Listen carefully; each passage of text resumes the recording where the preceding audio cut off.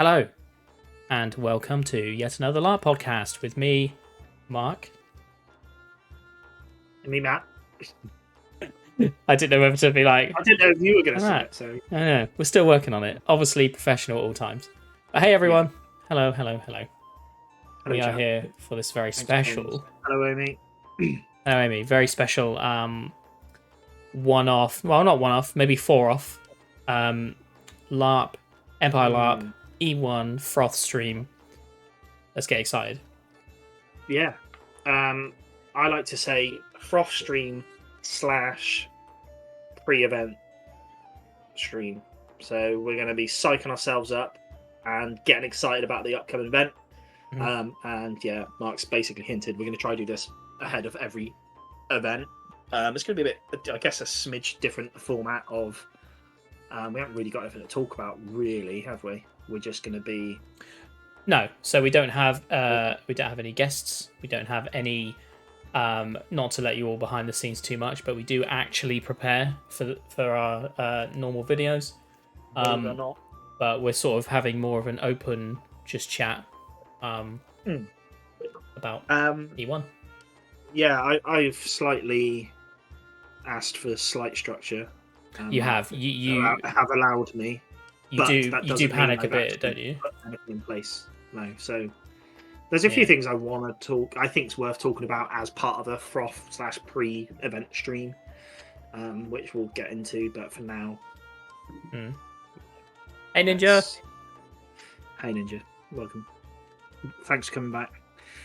So always welcome. You're all always welcome. Everyone's always welcome. I think we're gonna. This is also gonna go up on YouTube because we're just enjoying YouTube at the moment. Yep. So, YouTube, go check out. Yeah. Obviously, if you're watching this on YouTube right now, welcome to the future. First of all, and secondly, we will try and read out if people in the chat have things they're looking forward to. We'll read them out so you guys can hear them. And I guess for all those in the future watching on YouTube, this is probably going to go out Wednesday, right? Like we always try. Yes. And tomorrow, potentially, you're getting in the field. I'll be in the field tomorrow for future YouTubers. Okay. Yeah. Yeah, you will. Yeah. So if those of you turn up on a Thursday, that is a good point. I won't be in the field. I will be watching this video over and over until Matt gets home, and I can chat to him about it. Yes, Mark's unfortunately not joining us for this event, but future events. Hopefully, future events. It will be me carrying all the burden. Carrying the podcast, basically. Carrying the podcast for E1. Yeah. So yeah, apologies. Obviously, apologies, Matt, for leaving all that with you, and apologies everyone. We heard we do have some stuff that we have planned to do at events. Matt will no doubt absolutely shine with that anyway in my absence. And while you're all having a lovely time in the field, I'm going to try and record a few bits, and we're just going to.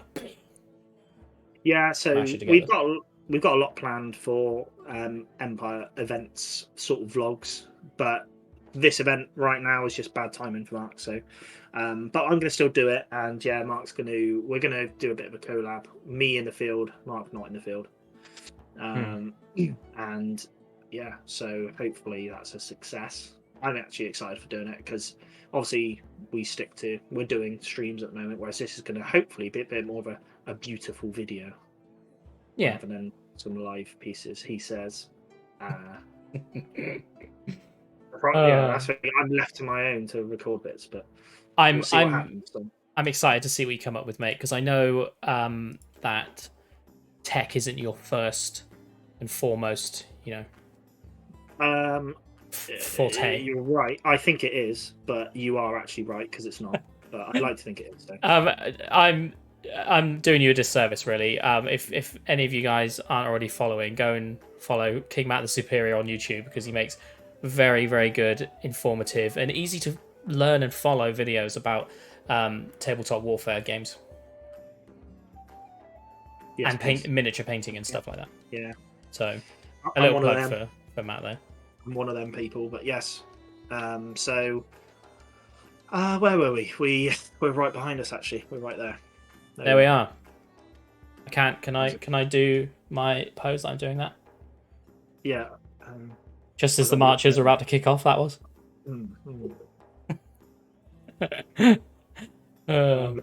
Yes. So, where were we? We had an intro planned out to cover everything, and there's something missing. But yeah, you have a little thing. I'll continue saying hello to people that are popping up in the chat.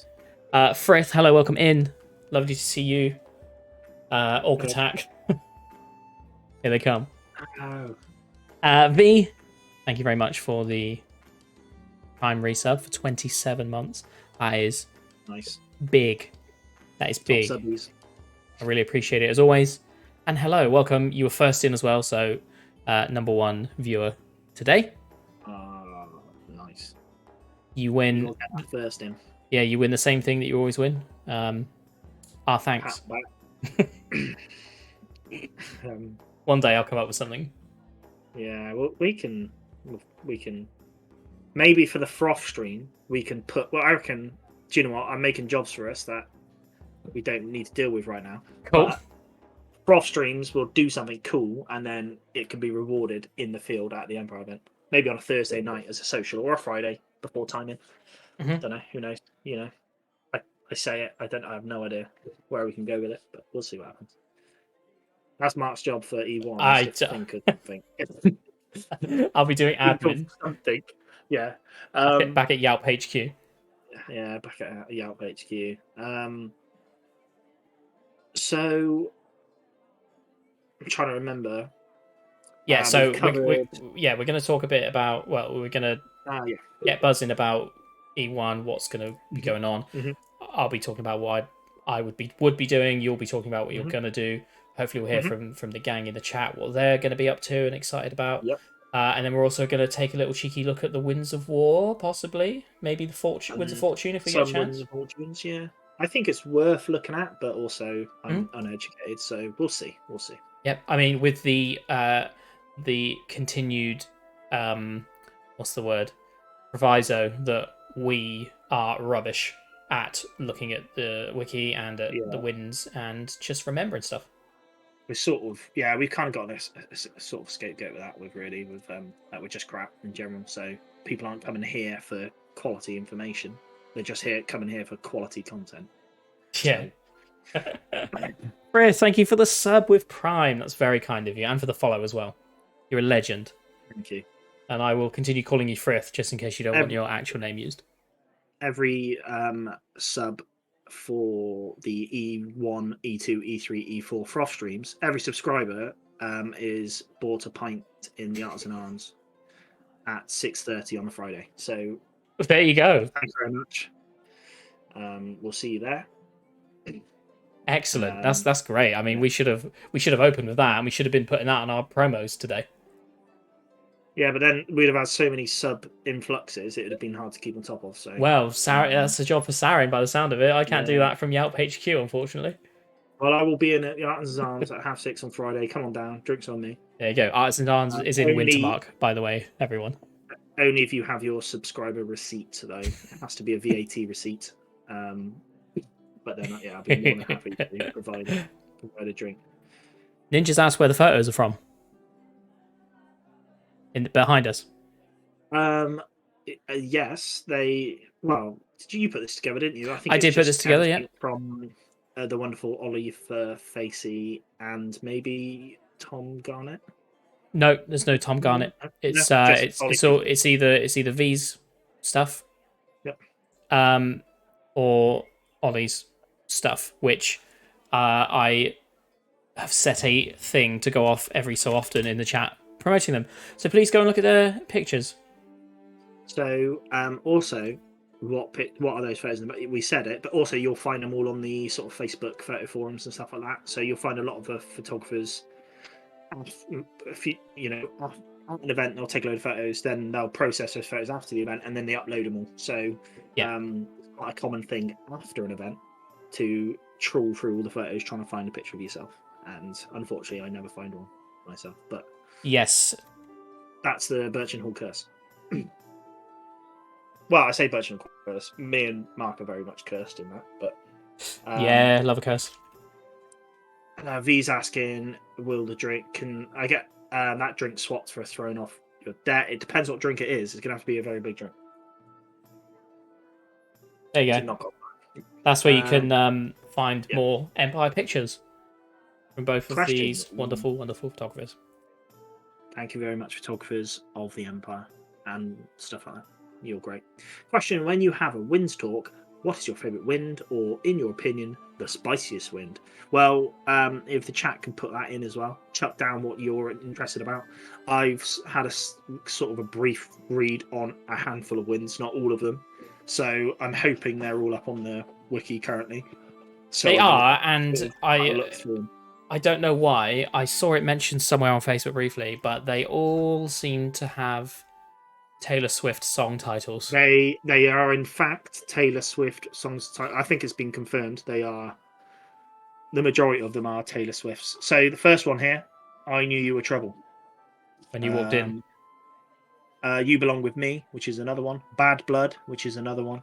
Bad Blood's good. I like Bad Blood. Yeah, so I don't know many Taylor Swift songs, but as far as I'm, probably quite a few more in there. Yeah. So yeah. Yeah, Frith, I'd like to say that we've prepared by reading the winds, and we haven't. So here's my argument. I was going to do it, right? I was going to read through them, and then I noticed they're still releasing them. So it's like, okay. Whatever. Well, we're still a whole 4 days away. Yeah, that's the thing. I remember everyone experienced or inexperienced last year at E1. I think they were releasing winds up until the Wednesday before. So, yeah, it not knocking anything PD do. It was frustrating as a player because you're still getting this juicy plot literally the day before you're meant to leave for an event, and you want to be sending letters to players and stuff to sort of go, hey, we need to talk about this, blah blah blah, and So I'm pretty sure that I go past Oxford to get to the event, and there's always traffic there, and I'm pretty sure at one point I was in standstill traffic and somebody knocked on the window and handed me a wind of fortune. That's how close we were to the event. Yeah, sorry, yeah. I think they were. They're printing them out, and fucking I had no idea where you were going with that. Yeah, you were like, really? Did they really do that? Yeah, of course they did. Oh, silly business. Silly business, yeah.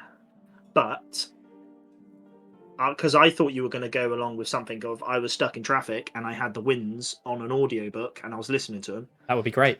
I believe somebody does Someone's done it. I was about to say that. Someone has done it. I'm not prepared, don't have their name, but they put it on the Empire page. And they've basically, done a voice over of the winds. I'm fairly sure they've posted it in the unofficial Empire LARP Discord under the videos and streams section. I think. I might go see if I can dig that out. And because I can't open Discord, so. Steph, hello, welcome in. How are you? Oh, in fact, it's right there. It was posted at 8:03. Smudders. Stuart's here. Good to see you, buddy. I hope you're all doing well. I'm going to... Empire LARP Audio. It's the YouTube. Yeah, I'm going to post it in the chat. Steph was listening to them. She drove to work, but there's so many, they give up. There's quite a few. Yeah, I'm similar. Where's my chat gone? I need a... I don't know if you or if anyone is familiar or uses Reddit, but there's r/explain like I'm 5. I need that for all of the Winds of Fortune. I just need someone to tell them to me what's going on as if I was 5 years old. Yeah, and then I would understand. Here's... Right. Glad you said that, because earlier in the week, Mark, I sent you something. I hope it was. I hope it was in the style of telling a 5-year-old. Well, no, but a person called Deborah Alden. Sorry for using their name, but I felt like I should credit them because basically they've taken a Winds of War and put it into a little paragraph.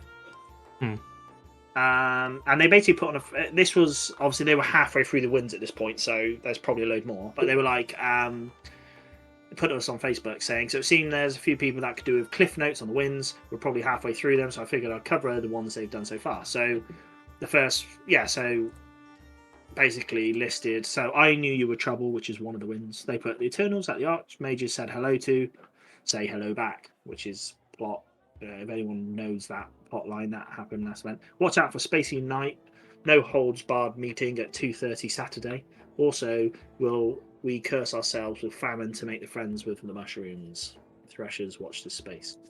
So if that means anything to someone, then that's great. It doesn't mean anything to me because I don't know what half that stuff means. But they basically just trimmed it down into like a tiny little paragraph, which is, I'd like to think, not basically what you were asking for. You know, break it down, put it real simple, and I'll eat it with my breakfast. That is essentially what I was asking for. That's pretty good. But yeah. Ninja suggested we should create r/explain wins like I'm 5, which I also like the idea of. But yeah, that's pretty good. I mean, that first one where it was we said hello to some Eternals, they've said hello back. That is all I need to know.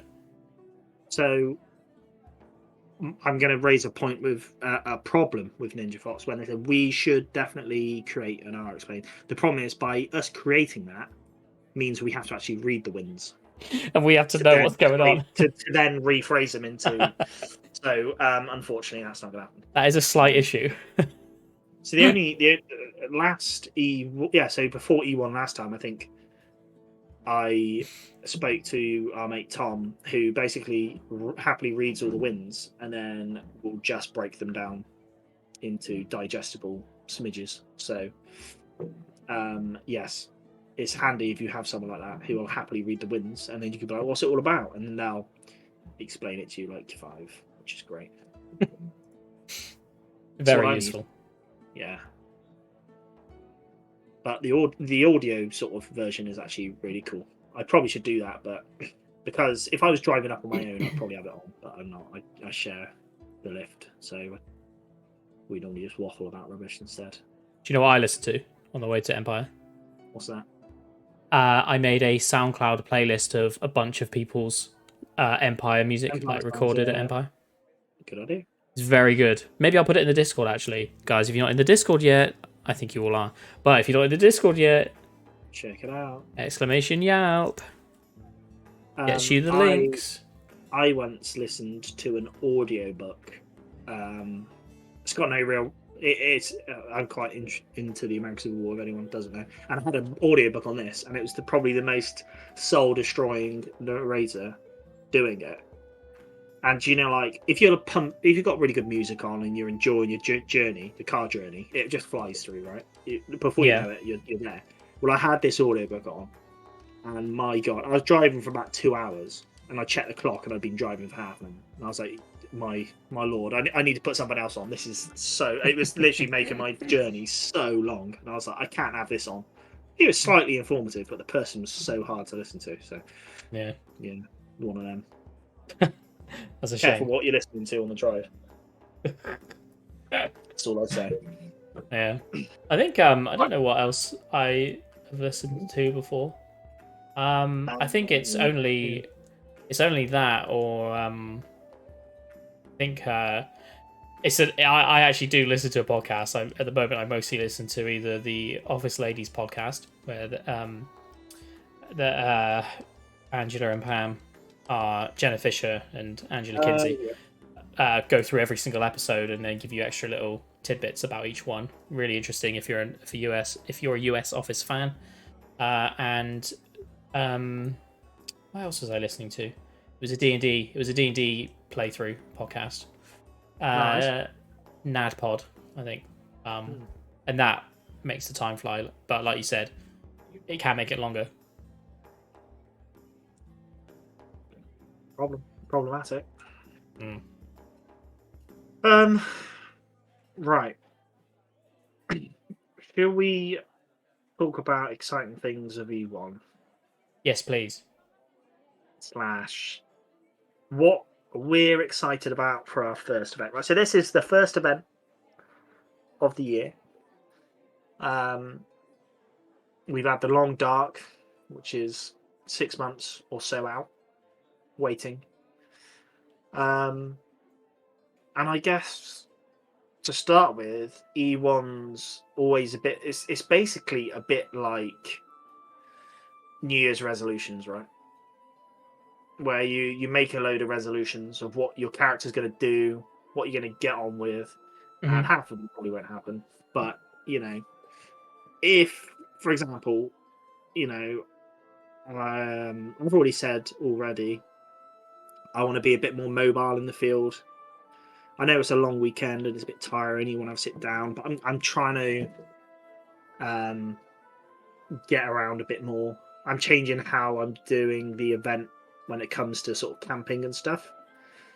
So before, I used to bring my tent and stuff like that, as well as the hall tent. I'm not doing that this event. I'm going to be sleeping in the van on a camp bed, and I'm trying to strip it all back, go a bit bare bones, and treat the event like some players do, where they sort of roll out in their kit, wake up in the morning, put your trousers on, off you go.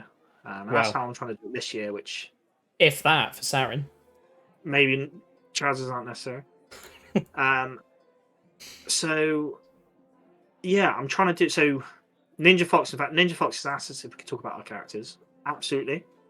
I'm going to quickly talk about this little OC bit, and then we can both jump into our characters if you want. Come on. Yeah. So yeah, like the OC side of it, I'm changing how I'm doing the event in quite a big way. I'm trying to reduce any sort of OC load, because these events can get a bit tiring, and I don't want it to. I feel like it's getting on top of me a bit, and I don't want that to ruin my event. So I'm trying to just sort of strip it all back a bit, go real light with the packing.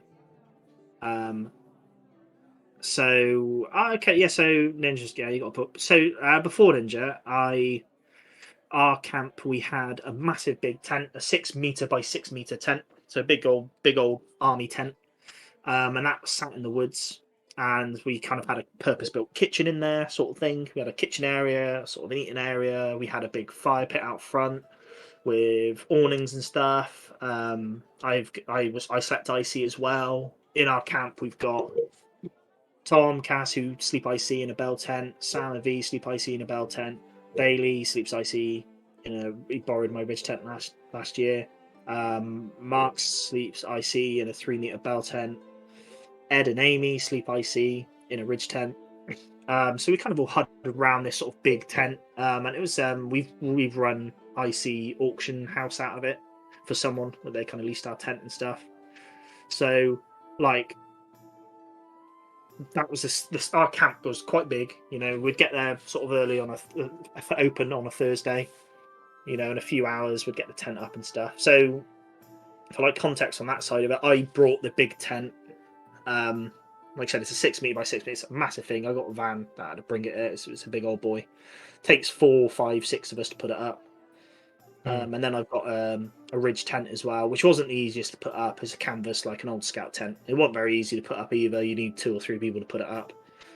So I found like you get to an event I'd always get there for open around sort of 1 o'clock. You get in, we're probably putting up. You say, Mark, we're probably putting up Big Bircher, which is the big tent, is our nickname for her. Yes. Putting that tent up after an hour or so of being on site. And probably camp setup would take 2-3 hours. That's sort of a plod. By the time we get the big tent up, my tent up, your tent up.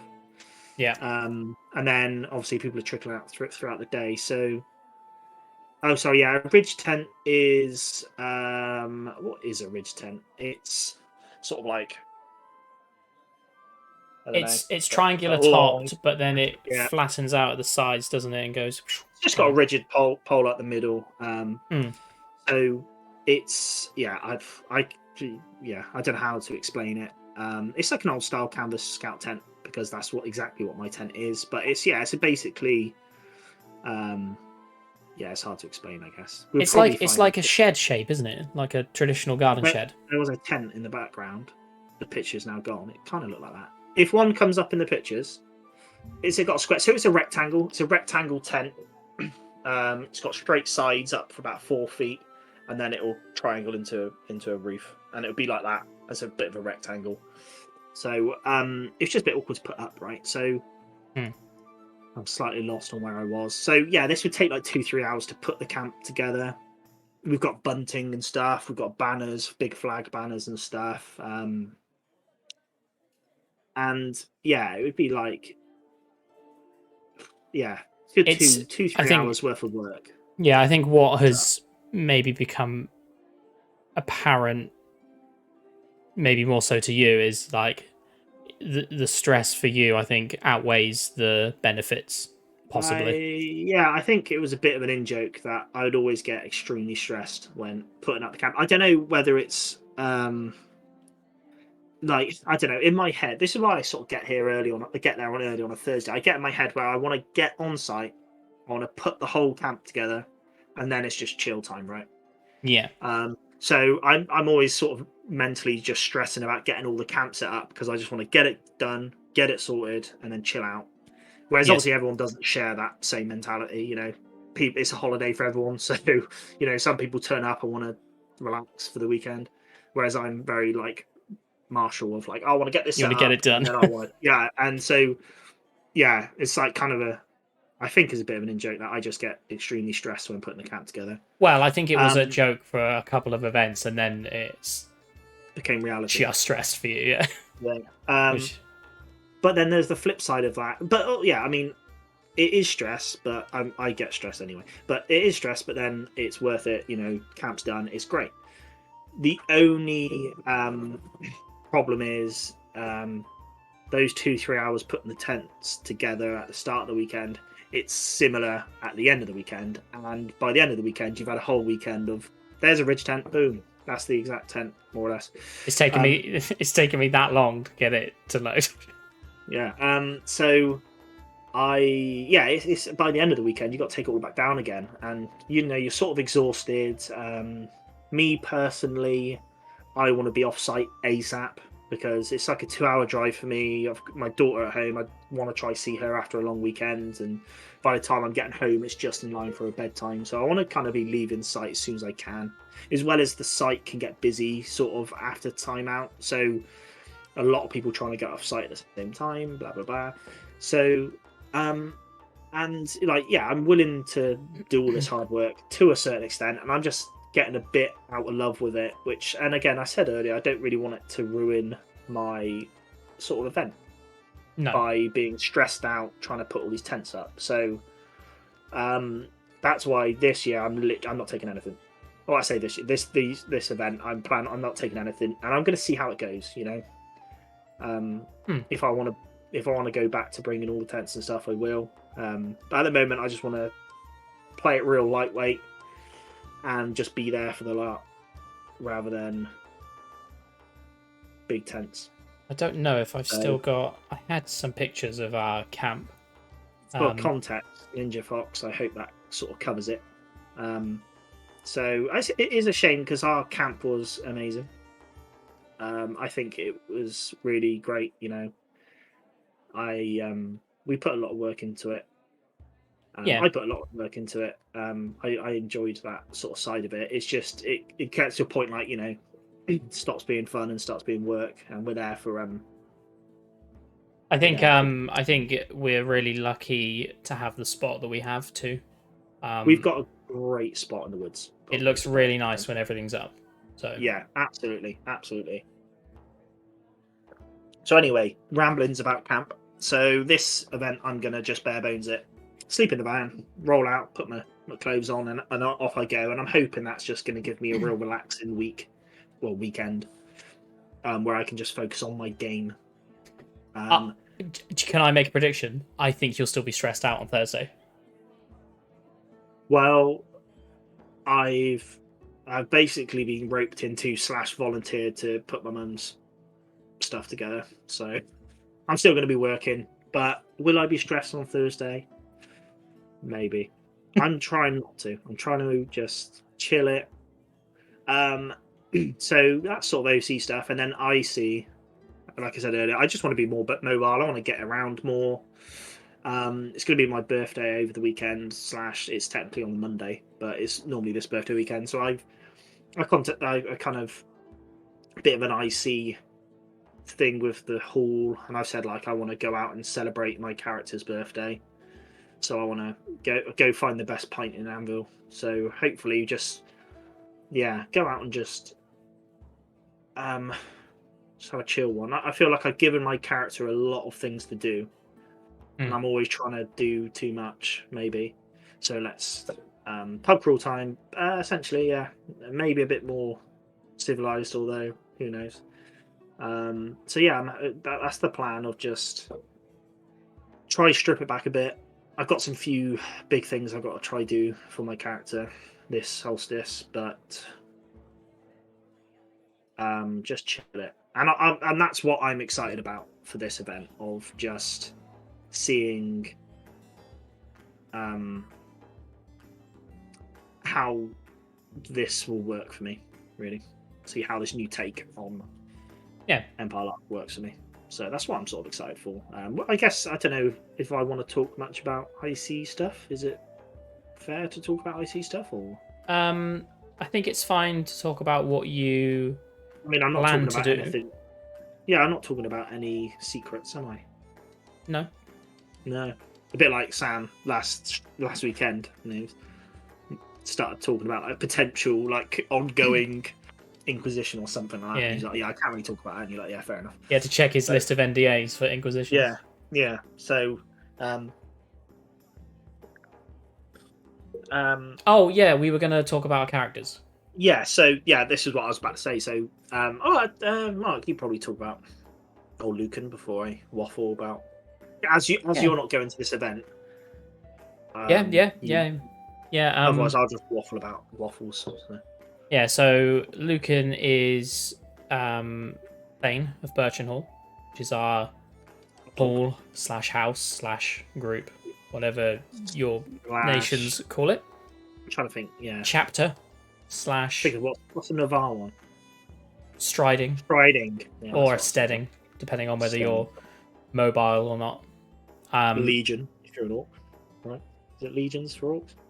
I don't know. Frith will be able to confirm. So Thane, to be honest, he's pretty much an extension of just me. He's my first LARP character ever, longest running. And yeah, there's not an awful lot to him really. He started out, I thought I wanted to do like merchant stuff when I first went to Empire, but he's sort of become more of he's gone through a few different phases actually. It's kind of like I've had a few different characters, but they've all been the same character. So I was looking at merchant-y stuff to begin with, and then I got into fighting. Just like I think I started with I did start with a one-handed axe and a buckler, no armor, and was going into fights like an absolute fool.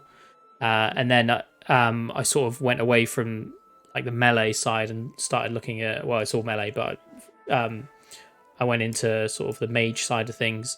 And then I've just sort of dabbled in a few ritual stuff, obviously alongside Saren and co. And then sort of getting back into the merchant side. So I guess he's gone sort of full circle, really. But yeah, it's not. My events are mostly trying to find a good pint and trying to have a nice, relaxing time and just chilling. I was going to say in a maybe not so clear, but we're not like hardcore when it comes to Empire LARP in a way, right? Lucan certainly isn't. I'd say social ranks high in our things to do on the weekends. You know, we're not trying to topple the throne or anything like that. We're more about spending time with the group. Quite often, we'll go for a chill drink or something like that, and I like to think we're a bit more chill and social, which is nice. Nice way of doing it. Unless you're like me and tries to give myself too many things to do. and it makes for running around a field for a whole weekend. But yeah, other than that, he, I'd say, I mean, I am not fantastic at going out and just chatting to people randomly, meeting new people, but doing LARP in general has made that a lot better. But I try and play Lucan as someone who's, sociable, would happily chat. If people come up to him, he's definitely up for a chat, and depending on how many drinks he's had, he'll chat to people randomly. Yeah, I don't really know. It's quite funny how, like, I would say I'm the same, like, quite not necessarily nervous when talking to groups. So maybe there's a slight anxiety. I don't know. I kind of feel we are sociable people, but we wouldn't go out our way to be social to people. But by putting this mask on as a character, essentially, becoming Lucan or Saren, like, it can give you that confidence. Yeah. Or maybe Empire itself gives us a bit more of a purpose to talk to people, perhaps. But yeah, it just makes us a bit. It seems easier to be social. Yeah, I think there would be some that would say that, I am essentially the same person, but I think Lucan definitely has made me do things I wouldn't have done before, like talking in moot and stuff like that. Obviously, it's been a few years since I did it, but I wouldn't have done that before pushing myself to do it. So I think, I feel like having this character is you want to be in your comfort zone as the character, but also you want to sort of push those boundaries of that comfort zone. You don't want to just sit back in your comfort zone because potentially you might not get around to doing anything. But also you want to be comfortable as your character. So yeah. I guess that's the fun of it, right? Yeah. Personality wise, he has a soft spot for Navarre for some reason. But yeah, he's got to keep it to himself because everyone else complains that he loves Navarre. So that's his little secret thing. He'll have a little wander up to songs and stories at 1 a.m. sometimes. Not for a long time now, actually. Not for a long time. Yeah. But that's only me bleeding OC stuff into my IC character. Because I'd quite like to play Navarre. When we first started, Navarre had I had a strong pull towards either Wintermark or Navarre. So yeah, that's something that I'll look at in the future. Absolutely. That's the fun of Empire, I guess, is the ability to chop and change nations.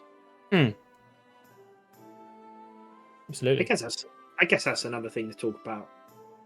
Potentially with characters, like enjoy your character, have fun with your character, but don't forget there's plenty more nations and characters out there to play. So, I guess if you want to stay the same character forever, then absolutely cool. But also, there's lots of cool stuff out there. Yes. Songs and Stories is Navarre. Tales and Tributes, however, is the big Wintermark thing. No, it isn't. You can't say that. Tales and Tributes is basically Bertrand Hall's knockoff version of Songs and Stories. That's where your confusion's coming from, Ninja. Yeah, so Songs and Stories is everyone in the Navarre camp sort of circled around the big Navarre pit, and they just have songs and stories for the night, which is really good fun. I haven't been there for a while. I've done a couple. I've gone along to a couple and enjoyed it, but maybe I'm just miserable. But I'm like, I've done it, and I don't need to go do it again. Especially when it's quite late at night, and I'm an old man and I want to sleep. Yeah, but you could say the same about anything that we do more than once, though. Yeah, true. But I don't know. I don't know. Maybe I've changed recently. Where I'm For me, right, the reason I like it so much is that is probably, well, it's definitely the most, like, it's the place where I feel the most immersed within Empire is when people are telling tales around the big fire, or everyone's singing along together, or dancing around the fire. That's when I have felt most immersed, other than maybe, a couple of times in one of the fights. Yeah. So that's why. Here's my only problem with Songs and Stories is as you're aware, we're part of a real sort of prestigious, sort of exclusive club in the mornings called Shower Club. I had no idea where you were going then. Yeah. So naturally, normally, me and Mark will wake up between the hours of like, I don't know, 6 and half 7. Between that sort of time frame, we'll be sort of awake. We're early risers. We go for a walk. We have a shower nice and early whilst everyone else is asleep. Then we come back to camp, have a chill, have some food. So when it comes to songs and stories around 10:30, 11 at night, I'm absolutely pooped and I want to go to bed. So that's my only problem with songs and stories, is I'm just so tired. And I'm like, do you know what? And it's like one of them. We've spoken like friends before about it. You know, you're paid to go to an event. You want to try do as much of the event as you can. But also, effectively, it's your event, so you kind of you got to do 100%. So Absolutely, I would absolutely like to scoop as much Empire up as I physically can. However, I don't want to feel like crap the next day and then possibly miss out on other Empire stuff. So, and I guess like after a certain time of day at Empire, it tends to shift to being more social stuff. So, you know, and I've done it before, not necessarily songs and stories related, but alcohol related, where I think it was before time in on a Friday. I think I had a bit too much to drink the night before, and I was just basically absolutely knackered on the Friday, and I almost missed time in because I was trying to sleep. So yeah, okay, I guess just that balance, you know. If you can face it, then do it. But I'm old and I don't do late nights anymore. Yeah, but yeah, that's Lucan. That is Lucan. Shall we? Let's hear about Sarin. Sarin. So where do I start? Sarin is technically my second character. And a bit like Mark saying how Lucan's quite similar to himself. I deliberately tried to get, although I've sort of slipped into, I kind of tried to make Sarin different, to a bit out of my comfort zone. So I made him he's a ritualist, so he does magic.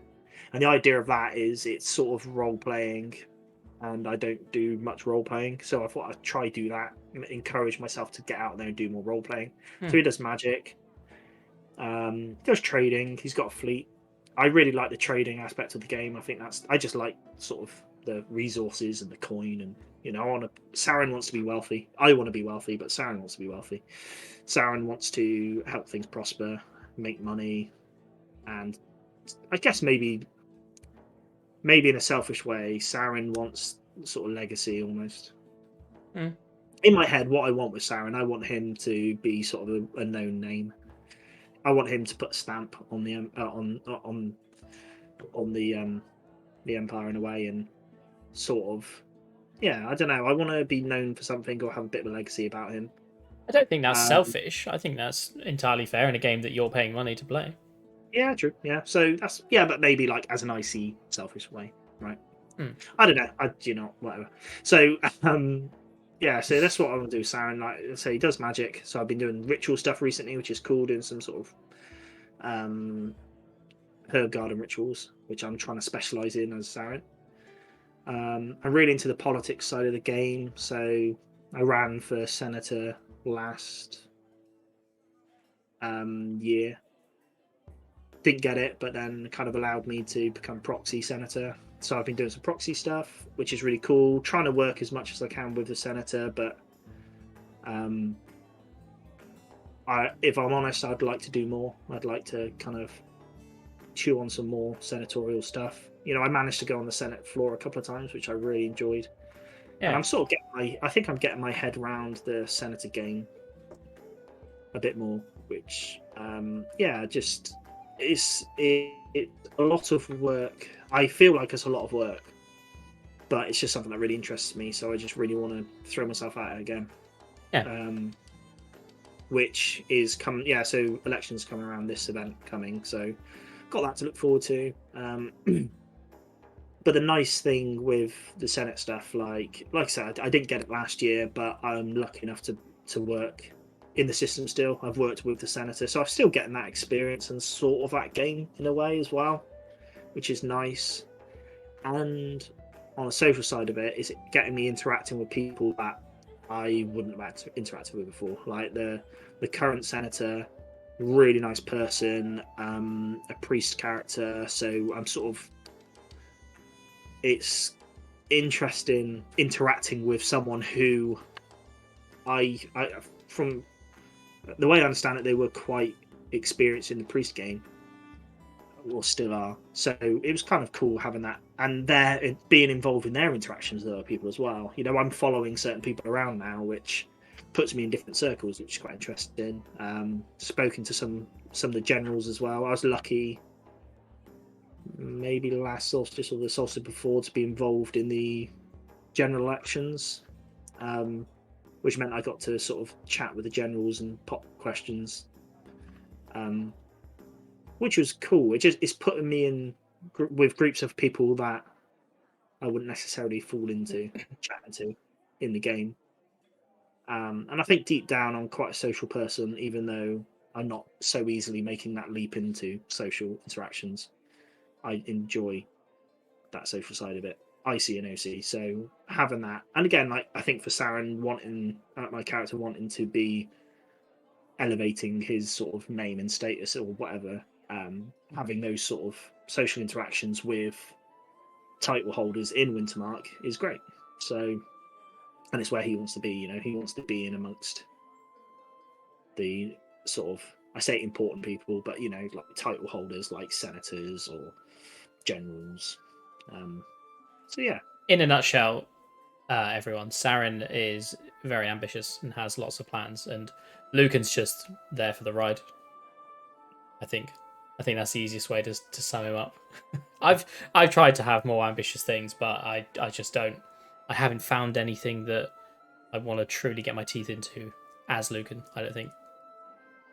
I think sometimes though things find you in a way, like a bit of direction, personal direction, can lead to sort of something pulling you along. So I think it's a bit of luck as well. Right place, right time.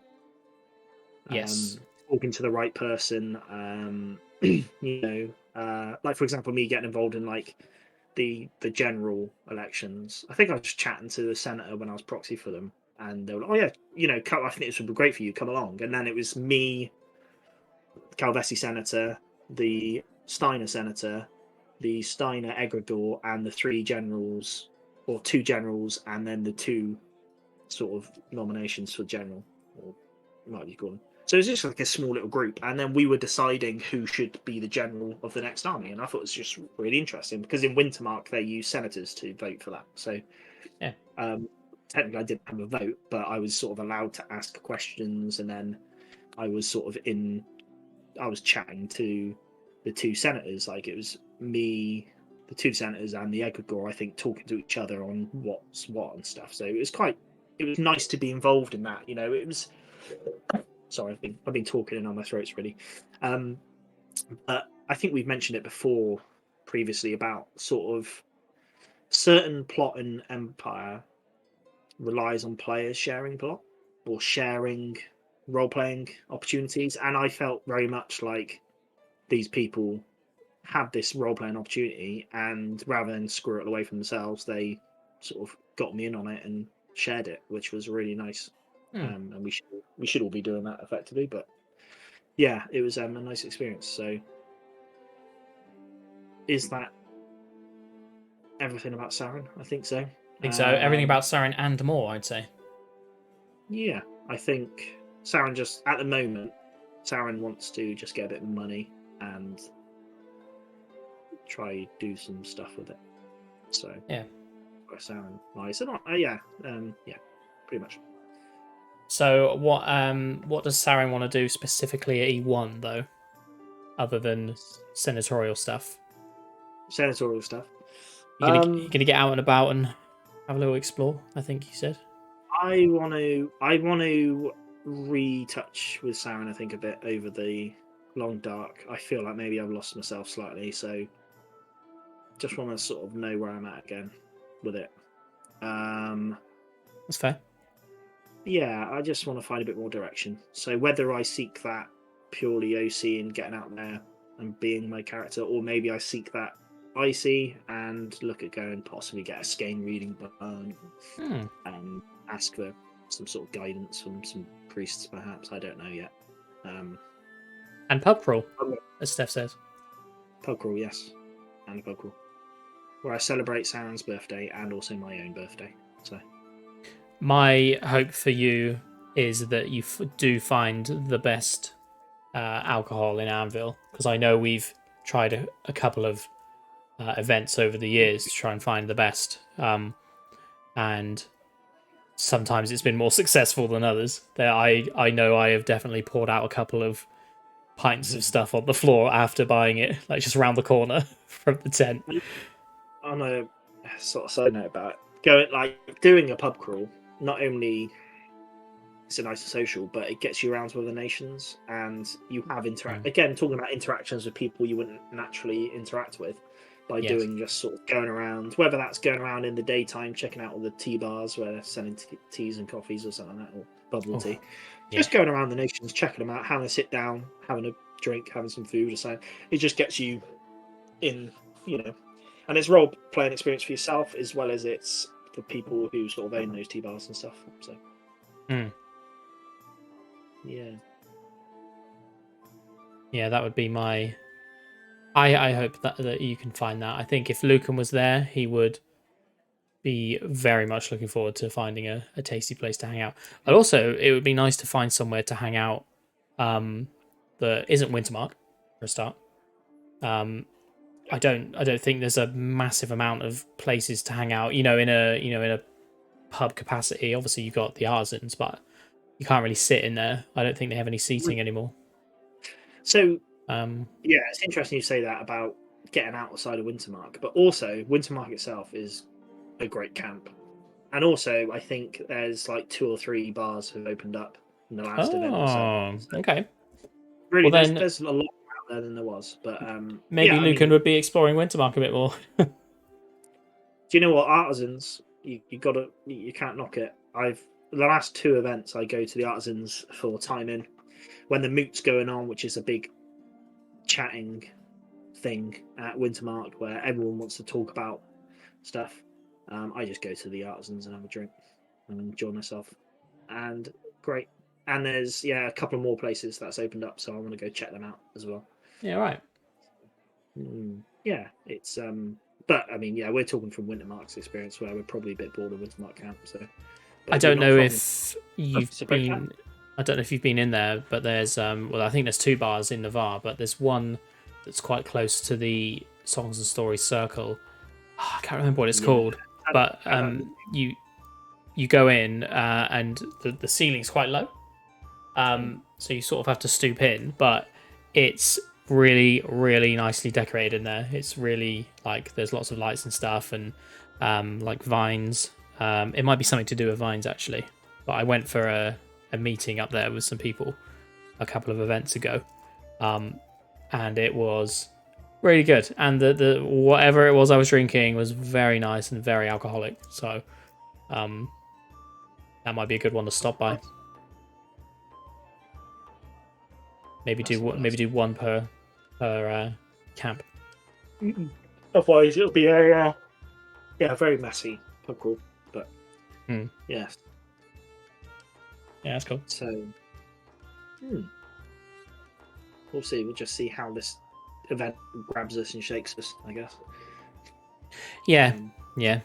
I think you'd be alright. I don't know what. Have you checked what the weather might be like? Are we getting close enough to check that? And it's been good, and then it's not, and then it's good, and then it's not. So yeah, find out in play then. Yeah, find out and play. Yeah, it's very much.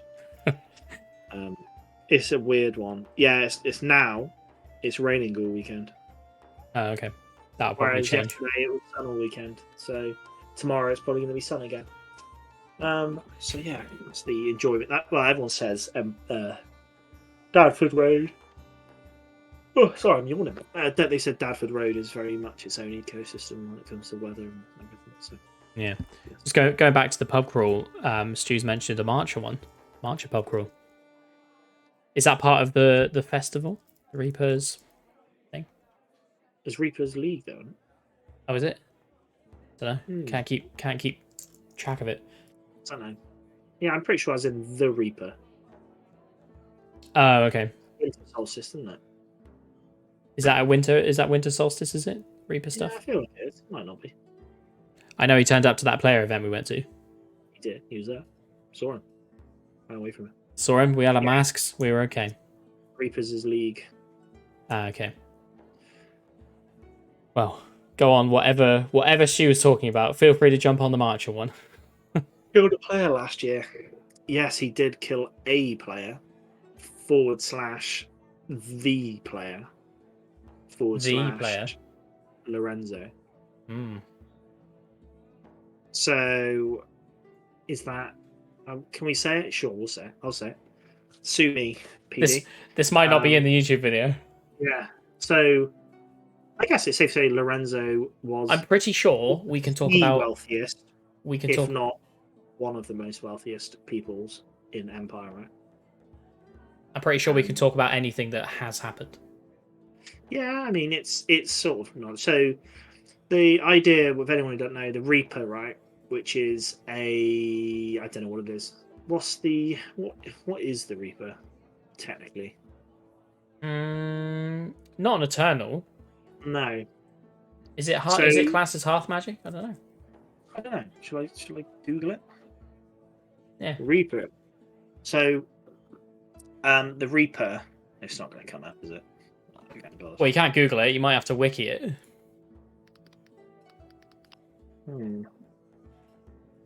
Yeah, I'm trying to wiki it. Oh, right. I don't know. So the Reaper is a thing that sort of winter solstice will come around the camps. I guess the League camp. And I think the League, right, believe, or it's part of the Reaper thing, the League wear masks, right? And the idea is when the Reaper comes around, you need to be wearing your mask. If you're not wearing your mask and you're in the presence of the Reaper, it's going to potentially not like it and kill you. So Lorenzo, the richest, if not, well, was the richest person. Maybe he wasn't the richest at the time, but we just assume he is because he did a lot of stuff and had a lot of money. Was the richest person in the field and was killed by the Reaper for not wearing his mask. There's a reason he wasn't wearing the mask, and I don't know if it's common knowledge. I overheard it in conversations. I won't say, I guess, but yeah. So he wasn't wearing his mask. The Reaper caught him and killed him. Do you need to get a mask? I would say don't bother. I don't wear a mask. But if you're going to spend your whole time during the Reaper festival in League, then yeah, probably consider one. I think it's only right? I think it's only Leaguers that have to worry about it. It's part of their tradition. Right. Okay. I don't know enough about it, but a really bad explanation about that was just me explaining it. So yeah. But for those that don't know about it, I'm just reading up on the actual event that happens at the winter solstice. The masquerade of the Reaper offers citizens a chance to celebrate the lives of those they've lost, which they do with great style. In the cities themselves, plazas and squares, and the occasional street becomes the scene of a feast and associated festivities arranged by wealthy guilds and local businesses. Residents compete to demonstrate their prosperity with fine food, unique entertainments, and extravagant decorations. So it might be a chance to get some tasty food and drink and enjoy some decor. Yeah. So yeah, I guess cool stuff. But people die. There we go. Yeah. I don't know if we've ever been to it, have we? No. Oh. Not that I'm aware of. That's the problem with Anvil. There's so much to see. Never enough time to see it. It's like going to Glastonbury. You'll never do it all in one go. Especially because they have multiple things over 4 different events a year. Yes. But yeah. Cool. We're bang on 9. Well, it's 1 minute past 9 now. Do you want to have a break to get a drink and stuff? I'm alright. Oh, I have a yawning break. Okay. If that's all. We don't want to show off our BRB, our new BRB screen. Okay, actually, I need to get a drink. So I guess we'll be back in 5 minutes. Yeah, we'll give it 5 minutes. I've just randomly was working on some stuff today, and it ended with us basically rebranding the entire stream, with new colors and things. And now we have this. God, I hope it works. This cool, fun, enjoyable BRB screen. BRB. BRB.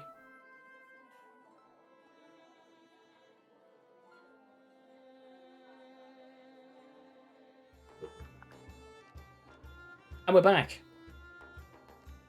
What enjoyable of a screen that was. Tell you what, that's a very nice other screen. Screen. It sort of happened out of nowhere too. I was just, I mean, today's been weird. I've had a really strange day in that I just started randomly editing stuff for Yelp, and then I went and dug up a load of graves, and then came back and did this stream. No, I didn't dig up graves. We went around and we were doing the visit the dead people rounds, like great grandparents and stuff. But like some of them had obviously grown over and stuff, so I just gave them a little trim and a wipe. And they're looking fresh. And then I came back and just did a bit more editing. And that sort of happened. So we've got that. We've got the new sort of, I guess it's kind of like a colour scheme. Obviously, it could change again. But Matt likes it, so we're keeping it. It's all good. Yeah, and I've updated the YouTube channels and the Facebook channels with the banner and stuff. Yeah. I thought you could have animated logos on Facebook now, but I don't think I tried, but it wouldn't let me. Discord you can, but the server would need to be boosted for us to have custom background and custom logos and stuff. So that could be something we look at in the future. I see. Well, it's doable. It's all doable. Mm-hmm. It's all doable. So are we looking forward to monstering in the big battles? I'm going to be monstering this year. The last couple of events I haven't monstered. You also haven't fought. It's important to say. Yeah. I mainly felt like it was because I thought there was more important things to do than monstering. That hasn't quite worked out. Well, only more important. I thought I would have more important things to do, and turns out we just had a real chill social, go out for a cup of tea and a hot choc. And I want to go monstering again, so I think I'll be doing it this event. I plan on doing it this event, and if it changes, I don't know, maybe. Similarly, if and when I come back, I will be looking to do at least monstering and probably main battle stuff again after having a couple of years off. But I think it's just good exercise, isn't it? Yeah, it's also it's a big part of the game, and well, we've covered it before, haven't we? So, but I mean, I'm kind of caught in a bit where I'm not sure what Saren would do in fighting. He does ritual magic, but true. Should he be doing sort of battlefield magic, or is he happy to just sword and board it, which I used to do? I don't know. Something to think about. It's something to think about. Yeah, we'll see. Potentially future characters will be fighting their way through, but maybe not Saren. We'll see. Should we chuck that picture up and show off something really cool? Yes, we've got a picture. Hot off the press, this is. This is hot off the press / Facebook 6 hours ago. Pow! Boom! I put it on way. My camera's flipped, so no. So, context. I think this is PD saying they've completed 2,000 player packs. And they're all boxed ready to go. So if that doesn't give you the old heebie-jeebies, I don't know what will. It's a lot of packs. It's getting me excited. The thought of lining up for my player pack, picking up my player pack and be like, oh, got So my light. resources, got my money. It's going to be like this time. Yeah, I was off. I was off mapping the Sea of Snow, I think it's called. So I've got a fleet. So I sent my fleet off to go map some uncharted waters. So I think I'm gonna have like 4 resources in my pouch, and that's it. So Oof. where normally I'd be like 12 or 14 resources, if not, no, maybe even more actually. Yeah, probably even more. But yeah, so slightly sucks, but also is what it is. So it's just something different to do. Anyway, player packs fun. Yeah, I just love that, getting your player pack and rummaging through and Mine it's has got a. Obviously, I won't be collecting it this time, but mine has a bumper amount of stuff. For some reason, there's more money in it than normal. There's also a couple of extra herbies for the thunderous deluge that went through a couple of events ago. It's caused Lucan's farm to have a bumper yield. A couple of extra herbs have grown in amongst all of the soap trees and peanut farms. I was Which is just pretty assuming good. it'd be a safe bush around the Well, tree. maybe instead of 2 herbs, it'll just be 2 blocks of soap. Yeah. You accidentally wrote it into your backstory, and now they've rewarded you with soap rather than herbs. Yeah, I mean, I wouldn't be mad. I'd say fair No. play. Thanks for going that far, committed, PD. So yeah, fun stuff. Hopefully, as well, we can get our player packs on the Thursday like we did last event. We were lucky. Yeah. I think we were just walking past, and maybe it was Harry Knight or someone else. We were like bumped into him, like, guys, God's open, giving player packs, and we were like, so off we went. I think it was Picked Harry. our player pack Thursday. Otherwise, you get them on like the Friday. You'll get them throughout the day. Yeah, I they think on the open Friday, for a couple of is it like hours. 12 till 2 on a Friday, and then they'll open from 4 till whenever to get Yeah, your player packs. it might be 12 till 4, and then just time in onwards. Yeah, okay, yeah. But I think because the last event they've just got so many players now, they opened them up on a Thursday as a bit of a rando just to shift a load of player packs. I'd like to think it was a good idea, and they're going to do it again. So because we got Thursday, which is nice, and so yeah, hopefully I do that. Fingers crossed. I wish it was a fat stack player pack, but it's not going to be for me, I'm afraid. That's what you get for not choosing something that rewards you. That's the thing. I do a normal fleet action, and then I buff my fleet with a ritual, and I'm getting like twice the amount of resources I normally would get. That's a good thing with fleets, right? You get resources rather than just coins, so you end up just having this big bag just bulging with green iron and iridescent gleaming and whatever. Yeah. So yeah, it's great. But currently, I'll have a dig out, and actually, you know what? Doesn't really matter. I was going to say my resources current. I think I've got about 30 iridescent gloaming on me that I bought from someone like last minute on last event. And they were like, "Oh yeah, I'm just selling it quite cheap," and I was like, "Yeah, I have a lot," and now I've just got this big bundle of it, and I'm like, probably got to do something with it. So if you need iridescent gloaming, no. Yeah, you know where to come. Yeah. Probably can't say it because it's find out and play. Saren does not own iridescent gloaming. Yeah. We'll cut that. Is optional, available. So it's going to be a short YouTube video. We cut out all the stuff. Any silly billion for the fellas. I've not got any silly billion on me. I left them in my other trousers, but silly billion is in fact available only through the market of optional. If they're in your other trousers, no one's ever seeing that silly billion again. Yeah. But Lieutenant Dan, you ain't got no trousers. Yeah, that's true. Saren, the wild Saren wears no trousers. Yeah. Apologies, everyone. I was supposed to run it during the break, but in just under 5 minutes, there is going to be an ad break for anyone not subscribed. I'm so sorry. I meant to do it, and I forgot. So that's coming. That's just a warning. However, everyone who is forced to watch the ad break, we appreciate the support of about 0.2p we'll earn from it. That will be going towards player tickets. So we thank you very much. I told Matt before we went live. He asked me what the ad revenue was like for Twitch, and it pains me to say that it is shockingly shite. It's almost not worth doing. It is rubbish. I think. I mean, I've been streaming since 2020, and I don't think it's been more than maybe £2 total. So,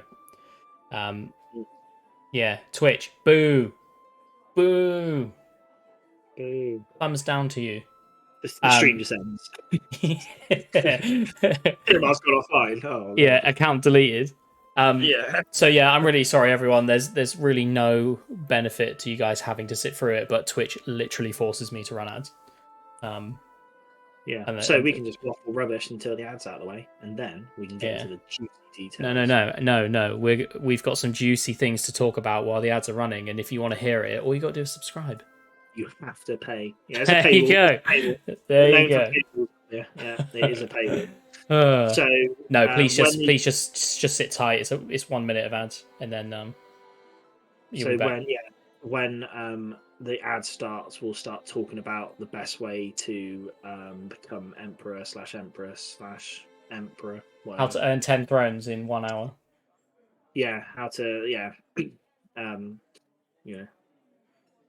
we'll just have to wait for the ad, I'm afraid. Top items to take to E1 next week. Oh, good, but also. Have we got? Do you know what? Top items. So sun cream. That's a good question. Very good question. Sun cream's always worth bringing because you never know. Socks is always a good one. Never have enough socks. Water, but I've started bringing water bottles, little bottles of water bottles. Like I guess not a little bottle, but a bottle of water. Did you not do that before? No, not well. I've only been doing it, I think, probably since lockdown. This last year I've been doing it because I never used to do it, right? But then I found I wasn't drinking water because you'd always have to fill up from our water jug thing with your tankard and stuff. It was always just faff. And then I think I was just getting worried that I wasn't drinking enough water over the weekend. Because maybe it might have been one event where I was just really not feeling great for some reason. And it was dehydration. The heat and not having enough water. So I bought these bottles of water because I can literally just grab one out of my tent, put it in my pocket, and I can just always be drinking water. So I think that is a good thing to bring. Is little bottles of water because you can just pick them up and you're going to keep hydrated. I bring a 12 pack of just 500ml bottles of water. Aston. Yeah, I think easy. For like a 24 pack for maybe not 500ml, maybe a bit small. Yeah, it wasn't 500ml. They're a bit small. Anyway, just bring these bottles of water because you can just grab one. Grab two. Are you sure you didn't have fruit shoots? Is that what you're getting confused with? Capri Sun, yeah. Oh, don't knock a Capri Sun though. That would be on my list of things to bring. Capri Sun. And if you're particularly hungover, I can't even stress how good some Ritz crackers are to get some salt and electrolytes back into you. It's so good. We do promote Ritz crackers in the hall. I use Lucozade Energy for hangovers. Yeah, that's a personal taste. Also a good one. The orange one. Too much about hangover cures because they're all very individual and situational. But also, tomato soup and strawberry milkshake. Some would say. Oh no, thanks. No, 7:30 shower club's a good cure for it as well. So, and yeah, it's probably worth saying applications for shower club will be made E1. So if you contact me in the field, I've got the forms, so you'll just have to collect them, fill them out, and then post them to Yelp HQ, and we can process it. So, very prestigious and very exclusive. It is very exclusive. However, most of the field now know about the showers, and it gets very busy. Everyone is starting to figure out just going to the shower early in the morning because it's quiet, and it's now not getting as quiet. Possibly talking about it on a stream is not a good idea. No, luckily the ads have started, so premium content. Shower club. Shower club. Yeah. I have to say going later is the thing. I mean, you'll lose 20 minutes of game time, but who cares? This this is true premium content, because we've been speaking about shower club. Everyone's on board for 7:30 shower club. We did a midday shower club one time, and it was dead. Absolutely because dead. everyone was turning up at 7:30. Everyone was out fighting. It was a bit of faff, obviously, being in all your kit, then going for a shower, getting in the kit again. Whereas 7:30 shower club, you're in your pants. I was in base layers. It was easy. Yeah, just trousers and a tunic. It was all right. Actually, yeah, because I think I just wore my green robe. Just my underwear. Didn't even wear pants. We went at 7:30, didn't we? And it was busy, and we buggered off, and then came back for 12. Yes, that is exactly what happened. So, yeah, little sort of tips of the field. I could never go. I've never been one for showering at the event until most recently, when we started shower club, and now I could not go to an event and not have a shower. So, shower club started like maybe E1 or E2 last year, and so I never used to shower at an event. I know that it's stinky, but basically, the history of Davor Road, there was shower blocks up by the contents, and they were basically like sort of wooden Elliot huts into showers, and they didn't look great. And I was like, but essentially, maybe just before lockdown, they built sort of a concrete block house near our camp, actually. So Ninja, the showers are all OC. They're all in the OC part of the field. So there's toilet blocks in the IC camps, but the showers are OC. So up near Navarre / Wintermark, in the back, sort of near basically at the front gate, how you get on site, they've put like a big concrete block house, which is toilets and showers. And it's actually really nice. So all of a sudden, showers were an option, and now, we do showers every morning now. So Friday morning, Saturday morning, Sunday morning, and it's just a great way to start the day. It really is. I'm such a convert, because before I'd have been like, just get some wipes and then off you go. But you just feel not 100%. But after a shower, I feel 100%. I just douse myself in deodorant before. Whereas now, especially I wear face makeup, so cleaning my face, I clean my face before I go to bed. Otherwise, I ruined my eyes once by not doing that. But yeah, just kind of freshening yourself up in the morning. It's just a great way to get into it and not feeling a bit grubby trying to play the game, feeling a bit grubby. For me, obviously, it's all different people's tastes. So you can do what you want, but I just felt good by doing it. So I've not quite convinced you to do a night shower yet, though. Have I? I'd like to go for a shower at like 1 a.m. Yeah, we've crossed this though. I just can't do it. I can't say that. You're not even alive at 1 a.m. So what did I do the other day? What did I do? When was I? I was up till 11 the other night. Maybe it was when we were just having a chill chat. Right? Oh yeah. When did we do a chill chat thing? Anyway, so we're like up to 11, and it was like, I'm going to go now.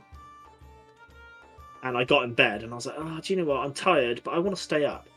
So I was just browsing on the TV, and then a film called Cold Mountain with Jude Law. And I thought you were going to say Tinder. I was going to say Tinterweb, but I wasn't on the Tinterweb.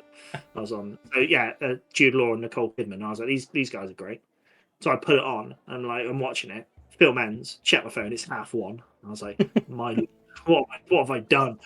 That was Friday night actually. So yeah, it was silly of me. So I can do late nights. I just don't want. I thought this story was going to end with you having a shower at like 1 a.m. No, it's just me staying up. You were just actually awake past 1 a.m. Oh, bless you. So that's my life. It's because I'm up at like 7, 7:30 every day. Yeah, same. Sure. I'd love to sleep in and then stay up later, but my body just won't do it. I know yours is not your body. It's not my body waking me up, no. Yeah. Yeah, so I mean, a 1 a.m. but the problem is that's probably more prestigious and more exclusive than 7:30 shower club. So yeah, I don't know if I'll get in. I might not even get in. Don't know. I've got to apply for it. Yeah, you'll have to audition because I'm not sure you're up to the challenge. Yeah. Before we start any even thinking about the wins, if anyone in the chat wants to put up any wins of war they think we should look at and talk about on stream, please do, because that will help. I think it's worth talking about a few interesting wins of war / fortune leading into E1 because it could have some sort of interest into some players out there. And the Winds of Fortune is a great way for PD to get the plot across to players ahead of an event. So it's always worth cluing yourself up on some of those things. Winds of War obviously talks about all the military side of it, what's happened, the results of what happened last event, plus opportunities that we can do this event when it comes to like skirmishes and battles. And then Winds of Fortune, sort of the other side of it, which is all the other stuff in Empire. Yeah. I guess, yeah, like you say, traditionally, Winds of War will cover the military matters, and Winds of Fortune will cover everything else. More the RP side of Empire. So, what's kind of put me off with Winds of Fortune recently was basically this time last year, Wintermark was incredibly spoilt when it came to Winds of War. We just had a load of real cool Winds of Fortunes, which just gave us loads of opportunities for the game, whereas we've never really had such luck since. So, for example, Write Your Own Ending, which is Winds of Fortune, that's to do with Urzen and stuff like that. Basically, talking about Zenith, which is a territory. Obviously, nothing to do with Wintermark. So, You Belong With Me, which is Navarre. Hang on, there's loads of Wintermark ones. Yeah, but I've said this because I've not actually looked at the Winter. Well, I say loads. There's 3, which out of 20 something. Like this time last year, we had a load of really cool ones about like, the constructions of a big great works and stuff. What's the Wintermark ones? Watching My Mistakes, Wintermark, especially Stormcrows, and those from Summer Suak, the Imperial Senate, conclaves in your village growing up. Okay, so should we just quickly cover the Wintermark ones because we're Wintermark? Yep. I'll talk about Watching My Mistakes. You can pick another one. So the Jotun are gone from Summer Suak. Woo! That's Finally. good. And Wintermark is whole once more. Well, it's good if you're not a Jotun. Yes, I mean probably bad for the Jotun, but as you can't play as one, we assume you don't like them. The triumph of victory soon gives way to more tempered celebration. However, the brief rule of the Western Orcs has left a scar in the heart. Okay, so are you not going to read the rest for us? Yeah, I'm just scanning it. Why? Well, maybe people want to hear it. Yeah, and then I'm going to reread it. I'm gonna read it to you as if you were a 5-year-old. Okay. This is promotion for our new. Please, can I have a Capri Sun? No. Drink your skimmed milk. So the brief rule of the Western Orcs has left a scar in the heart of the people that will not quickly fade. Some bent their knee to the invaders and took the choice, and they have questions that will need Stormcrow answers. Others took more terrible decisions. However, they took to the snows to fight, vowing to defeat the invaders, whatever it took.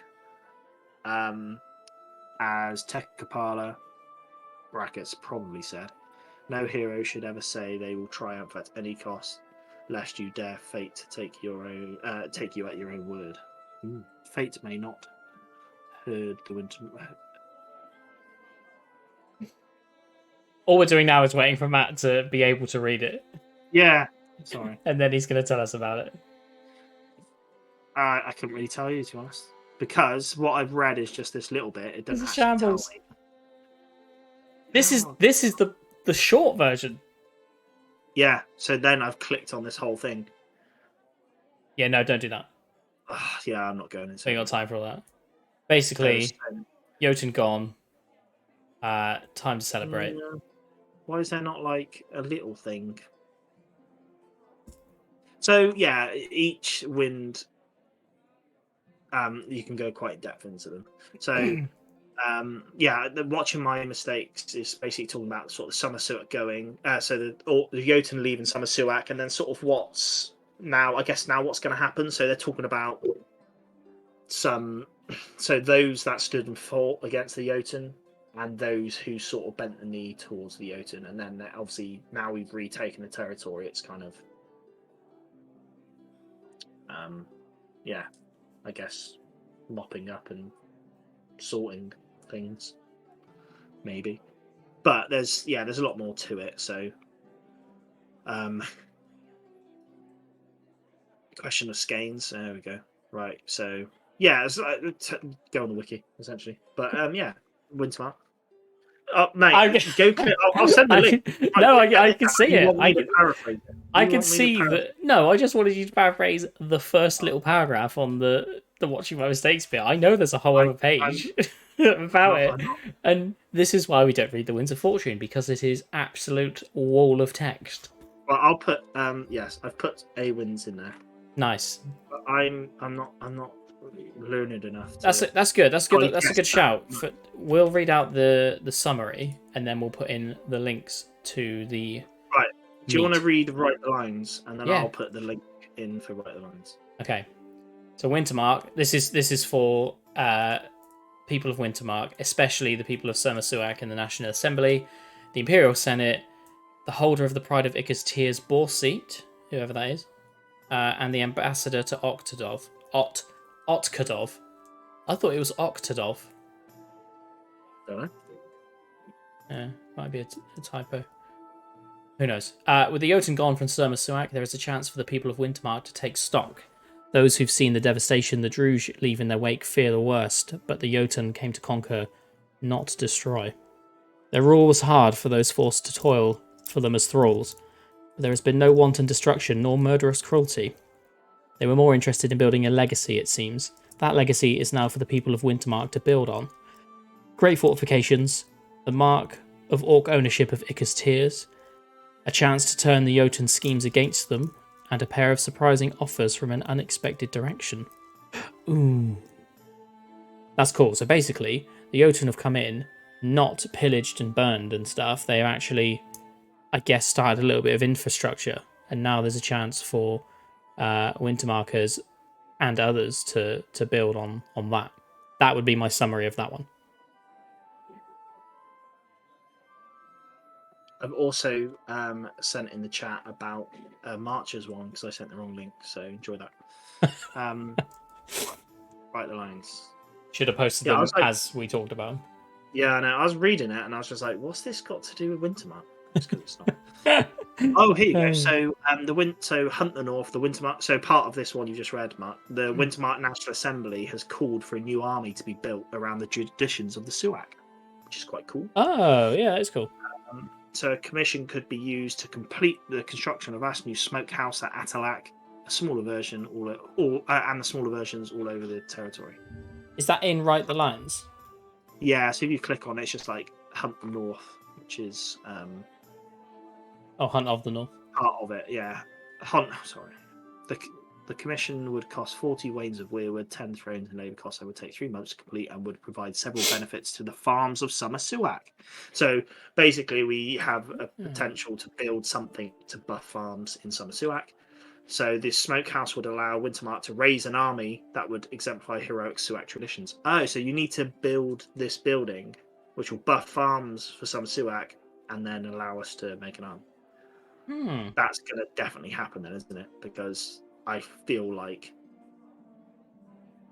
it would allow them to raise an army. Would it allow them to raise an army for free, or would it allow them to raise or would it allow them to raise an army? Smokehouse would allow Wintermark to raise an army that would exemplify heroic Suak traditions. So it would allow Wintermark to raise another army. Yeah. Bye-bye, Ninja Fox, as well. Thanks for watching. I don't know if we've already said. They said okay. I responded in the chat to keep it. Yeah. Neat. Yeah. Sorry. Yeah. No. Okay, so that's Hunt of the North.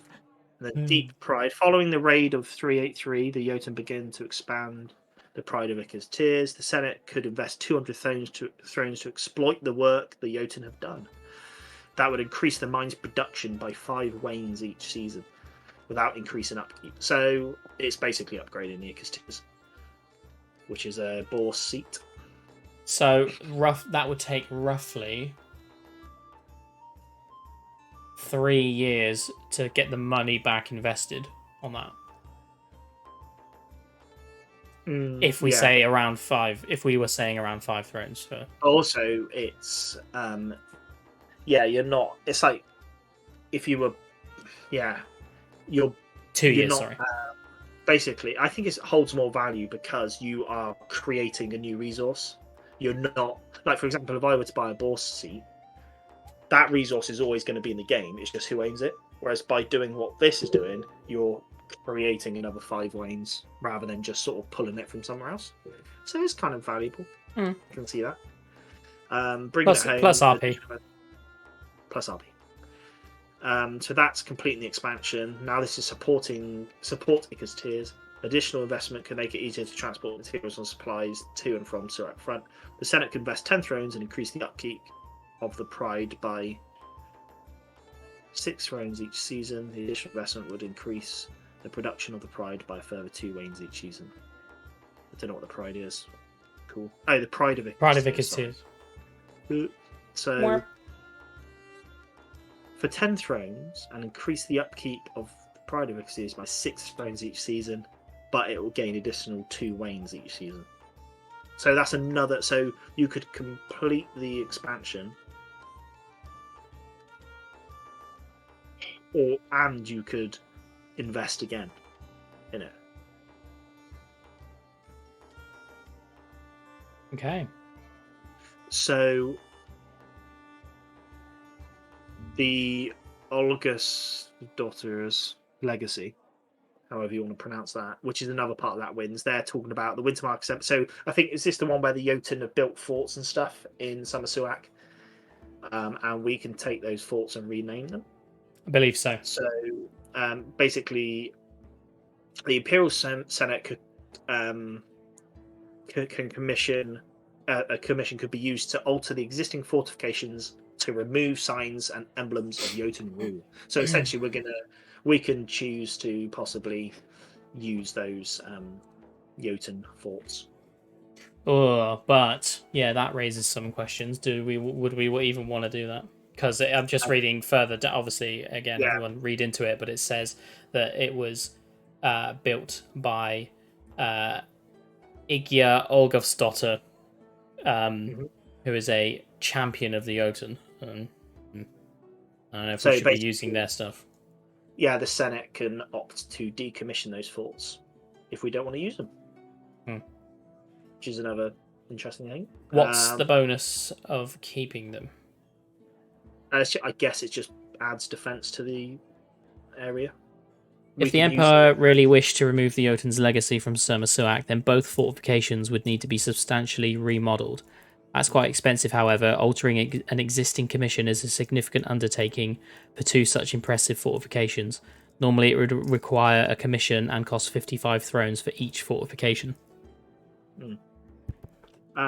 Yes. So, which I don't think is. I mean, if we were worried about the Jotun coming back in, it would probably be a good thing to do. I don't think 55 thrones per thing for the entire nation. I don't think that's impossible. Ooh, meat for metal. Basically, a Thule warlock has got in contact with the people of Summer Suak and have given them something. Given them 2 options. One of them is meat for metal. The warlock asks that Winterfolk build a trading hall near to Wreck. I guess that's a location. In return for regular caravans of food sent into the Silver Peaks, the trading hall would provide Ilium. The trading hall will require commission 8 wains of weirwood, 16 crowns in labour cost, and take 3 months to complete.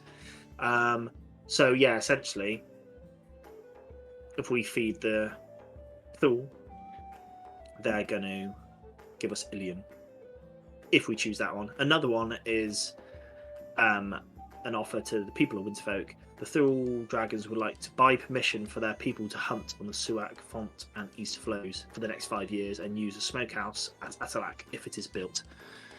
In return, they offer one payment of 15 rings of Ilium for the Suak, Font, and 30 rings in total for the right to hunt in both regions. So we can have a steadily flow of Ilium if we sort of set up this trading hall, or they'll just pay us a load of Ilium and let them use our lands. Question. Yep. How many commissions can we have going at once?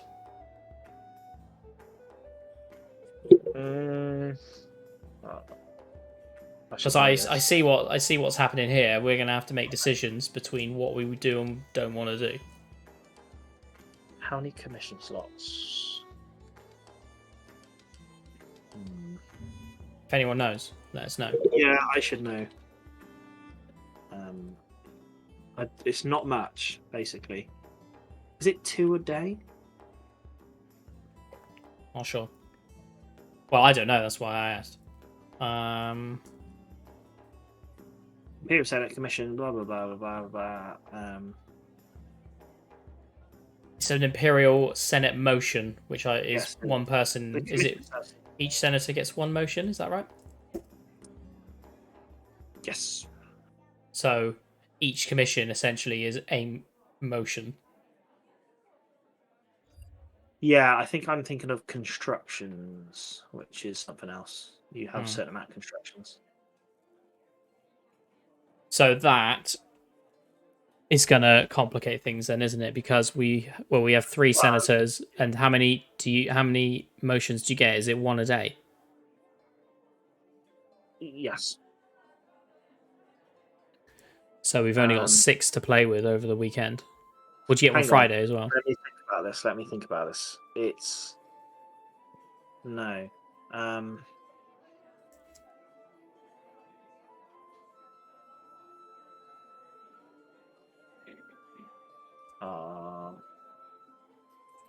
We don't know. I should know.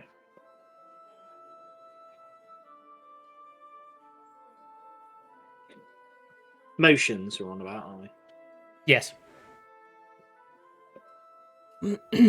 This is good. This is good revision for Sarin, actually. Yeah, that's a problem. I've not.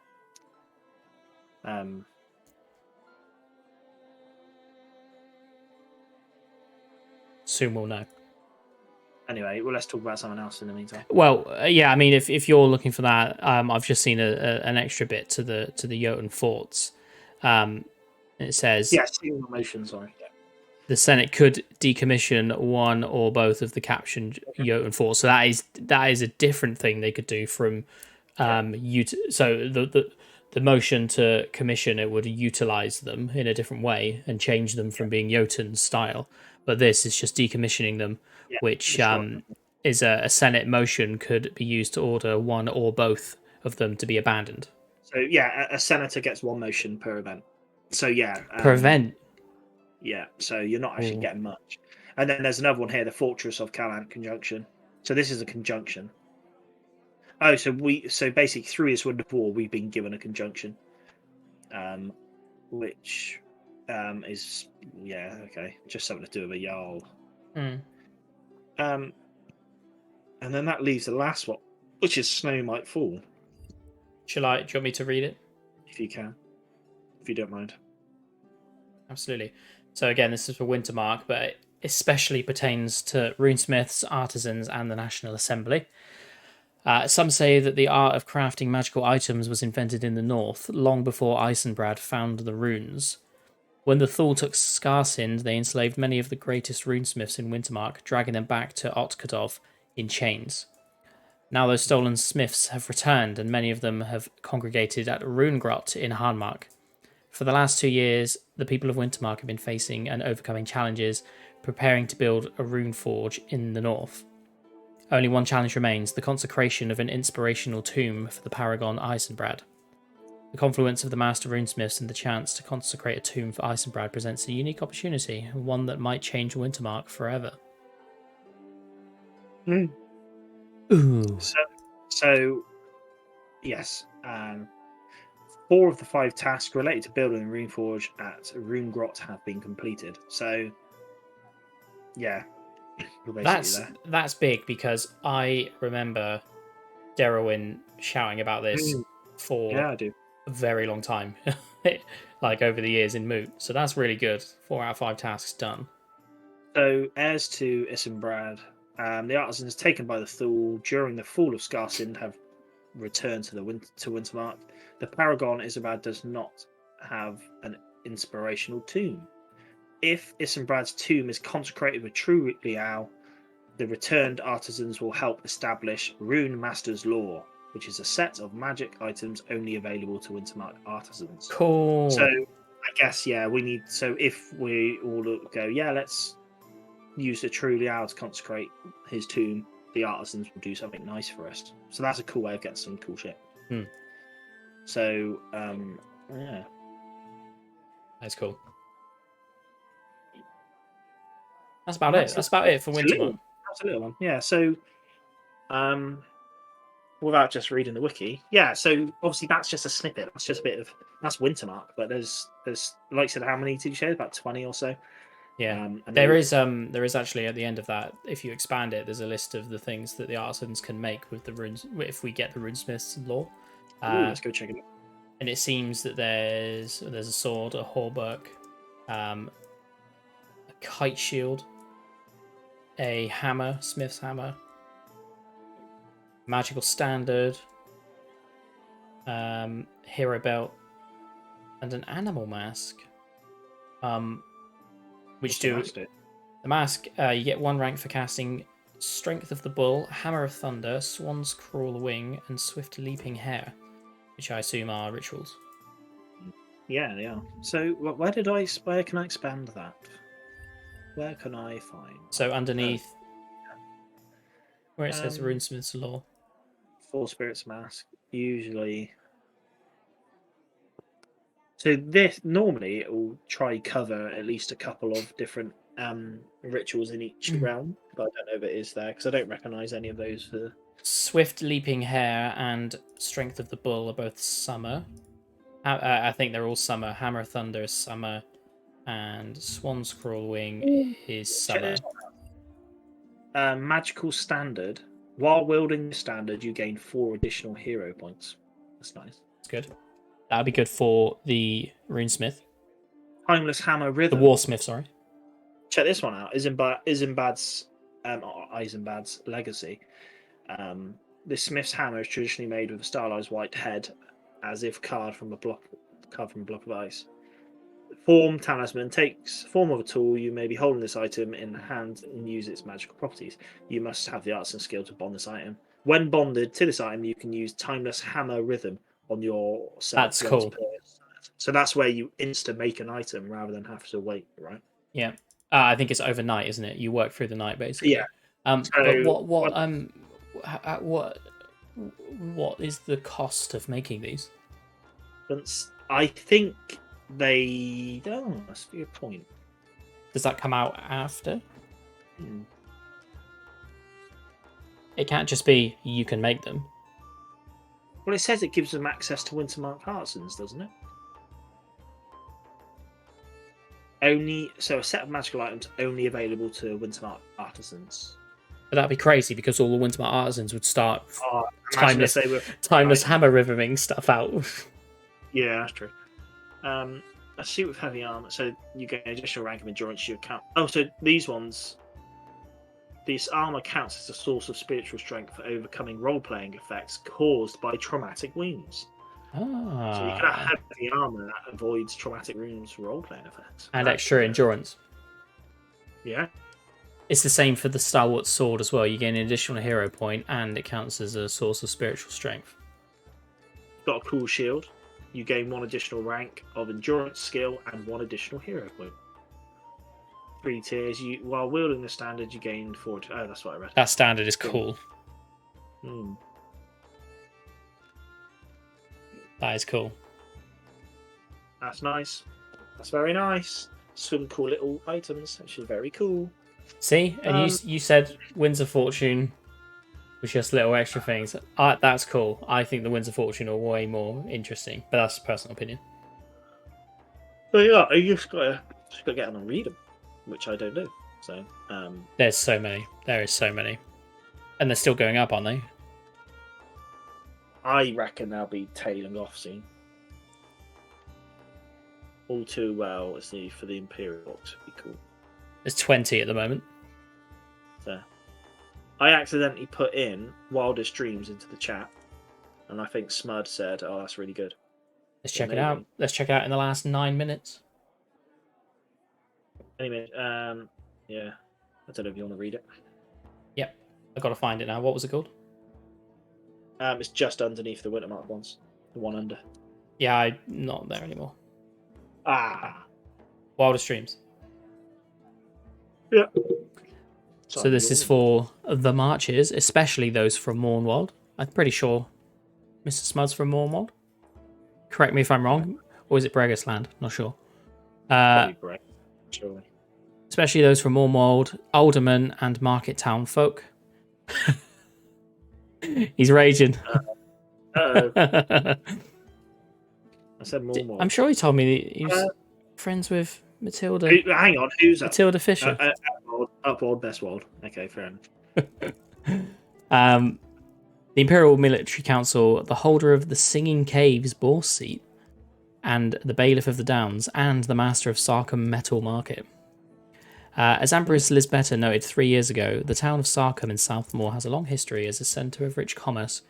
Located in Southmoor, a rich mining region to the south of Mornwald, since receiving their charter, the prosperity of the town and the Mornwald as a whole has gone from strength to strength. The boom benefits everyone. Farmers can be assured of getting the best possible prices for livestock and grain that are sold in Sarkham, while merchants who buy here can pick and choose from the best victuals produced in the Mornwald, or find hungry markets for the fine goods produced by the cities of the League, or imported from far-off lands. Sarkham's good fortune is a rising tide that lifts all ships. People are beginning to speak of Sarkham as a rival for Mead and the Mornwald as the equal in prosperity and importance to Mittwold. Perhaps the time has come to release some of that potential. And there we are in the background at the Marcher Gaggle at the Matilda Fisher. So, the first bit is the Black Canal. Funds have been donated to begin building a canal between Mead and Sarkham. Work cannot begin in earnest until supplies of white granite and weirwood are found. So I guess, yeah. I guess it brings prosperity when the canal's been put in. So essentially, Smud's going to be coming hoovering up granite and weirwood from everyone. The new town, any ministry commissioned in Sarkham before the end of autumn equinox will cost 2 wains and 4 crowns less than normal. So cheap, potentially cheap ministries coming up. The existing town could be expanded and become the seat of the Alderman of Sarkham. It would require a commission that would cost 20 wains, white granite, 4 thrones, and take 3 seasons to complete. The Alderman of Sarkham would receive a seasonal income of 18 crowns. Did I say? Sorry, yeah, 5. The Chestnut Cartel of Sarkham would provide a regalia for the Alderman of Sarkham. So it's an imperial title that will give the owner 18 crowns per season. I don't know how that's voted in. How it's voted in? I don't know if it's voted in or what. Appointed by Talia votes each year. The only issue, the title holder would need to be an alderman. If the title was held by someone who wasn't widely recognised as an alderman, then the income the sinecure generated would be halved, and the Chestnut Cartel would withdraw any offer of regalia. I'm guessing an alderman is an archetype. Well, yeah, we have a made-up title of alderman, don't we? Not made up, but it's all made up. But you know what I mean? Like we have a winter mark. Yeah, it's not a imperial title. Okay, so creates a position of Alderman of Sarkham who would be responsible for organising trade with foreigners. Cool. Yes. I think the Marchers vote with farms, don't they? Everyone who has a farm can vote. Senate stuff it does, I believe. For their tally of the votes. Is that what that is it? Yeah, you might be right. Sorry, I know it's to do with... Oh, I've lost it now. I'll probably find it. I'll click on tally of the votes. Stu has confirmed. Yep. So tally of the votes. Sure. Cool. Well, the forest of Alderley offers a source of wealth to the Moonlord. If the job of clearing the forest were begun, then after a year, the resulting pasture would support a 5th Marcher army. So this is access to a 5th Marcher army, Alex. But if the Marchers can support its armies at the moment, but the loss of any more territory would cause all 4 to begin deteriorating. Uh-oh. Clearing the forest would need a lumber yard and a sawmill that would cost 20 wains of weirwood, 5 wains of metal, 50 crowns of labour. It will take 3 months to complete. Oh, holy moly. There's a lot going on in this. The Archers are in a bad way with supply for their armies. But yeah. Cool. Well, I would love to go through every single Wind of Fortune. Yeah, I'm going to stop there. But and yeah, War. Unfortunately, we've probably running out of time. But it would be cool to... I just... there's no way of going through them all, even in one video, I don't think.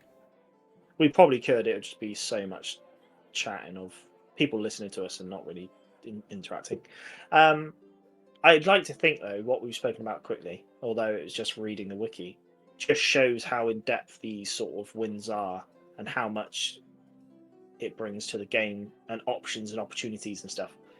So the wins of... You have one win. Like you said, there's 20 wins of fortune, sorry. However, some of those wins of fortune may have like 5 or 6 sort of sub-categories to them, which will then add game. So yeah, it's massive. But obviously it's a big world and they've got to... give it sort of plot. We've got to flesh it out. I mean, we've only read out even the bullet points of each smaller part of each one, haven't we? There's just paragraphs of stuff on there. But I said before, like, me especially, obviously I can't speak for you, Matt, but I very rarely get involved in reading them before I go to Anvil. But when I do, I actually learn a lot. And that's coming from someone who doesn't easily learn stuff from just reading it. So they are helpful. I think they're helpful, generally. Yeah. Quickly cover the winds of war as well. In the west, the story plays out again. The Jotun invade, the Empire pushed them back. Yay! And the Druze are in disarray and have fled south. Yay! So if anyone knows about the winds of war, that's very brief. That is very brief. Yeah, we didn't touch on the winds of war, which is a shame because... that again is pretty in depth. But the winds of we said winds of war is sort of the military side of it, which again, check out the website. But yeah. Well, if we both get a chance before you go, we could always do a quick 20 or 30 minute. We'll do a pre-recorded, I don't know, maybe video of the winds of war. Yeah, we can drop. Yeah, we can try it definitely. Well, I say we can try it. I feel like we're going to run out of time. I still haven't actually prepped for E1. I've got all my stuff in my office, and I haven't actually gone through it. So basically, maybe no one quote on what I just said then. yeah, maybe. Right. Well, I hope everyone enjoyed this sort of chill stream. As we get ready for another year of Empire LRP. Yeah, for sure. And I hope everyone watching and going to Empire has an amazing time. If you've never been before, I'm sure you're going to absolutely love it. I remember I did on my first one. So I'm sure you'll feel the same. I hope everyone gets to do what they want to do. And don't feel bad if you don't get to do everything that you want to do on this first event, because it's definitely a marathon, not a sprint. There's also, there's always too much to do at an Empire event, so you just got to do what you can and enjoy it, make the most of it. Yep, absolutely.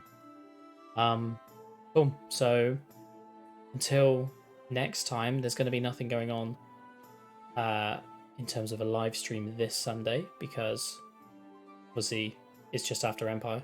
Everyone will be knackered. But then in